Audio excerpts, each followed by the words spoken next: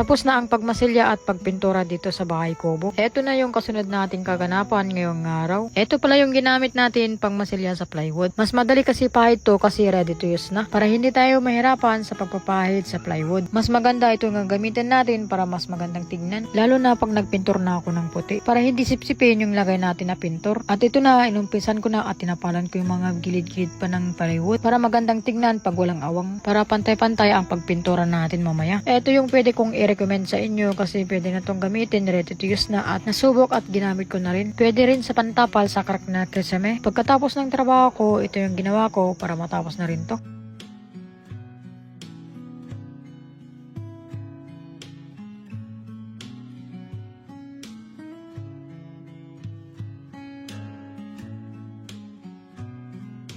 Ginamit ko na rin dito sa plywood para bukas pipintura na natin ito pag matapos lahat. Kaya inuunti-unti ko na lang pinapahid lahat dito para mas magandang tignan pag nalagyan ito. Para matibay ang pagpipintura natin. Inabot na pala ako ng gabi dito at buti na lang may ilaw. Mahirap kasi pag walang ilaw dito, hindi tayo makagawa dito sa bahay kubo. Kaya inuna ko yung wiring ng bahay kubo. Kahit gabi pwede kang gumawa dito kung ano pa yung mga dapat mong gawin. 2 oras na pala ako dito nagmamasilya. Tumawag pala sa akin si Ran kasi alas 2 ng madaling araw. Kaya ito lang yung muna yung natapos ko ngayon. Sinundo namin sila tita dito sa Dao. Dito namin sinundo nung nakaraan na nagbakasyon sila.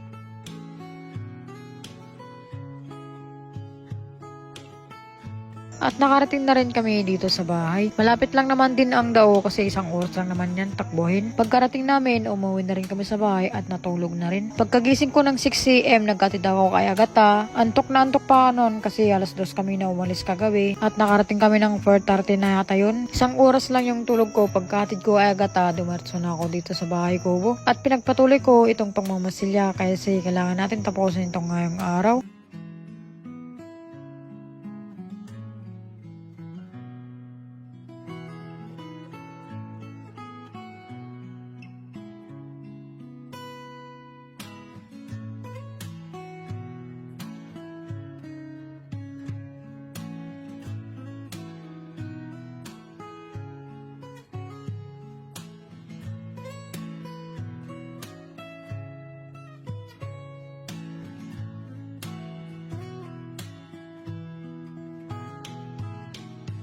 Pagkatapos kong namasilyan lahat, naglihan na rin ako dito para kakapit yung ilalagay natin na pintur para hindi magaspang. O diba, marunong na rin tayo magmasilya, marunong tayo magpintur at marunong din tayo magkarpintero. O diba, paunti-unti natin matutunan yan. Nagkulang pala ako ng wall putty dyan, nagbili ako. At ito na lang yung hindi ko nalagyan at ito na yung panghuli. Sa wakas, marunong na rin ako gawain sa bahay.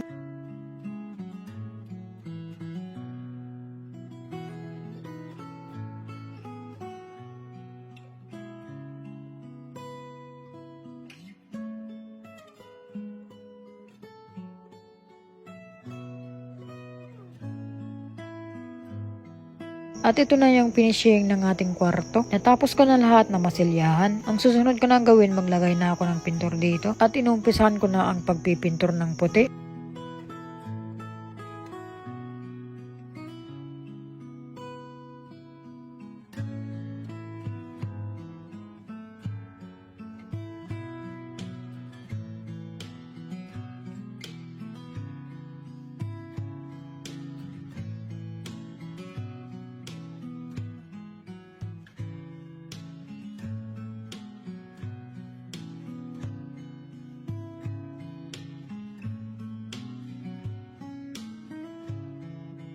Pagkatapos ako magpintur dyan, maglinis na rin ako dito sa sahig at dito sa papag. Tanggalin ko na yung mga dumi na nahulog dito.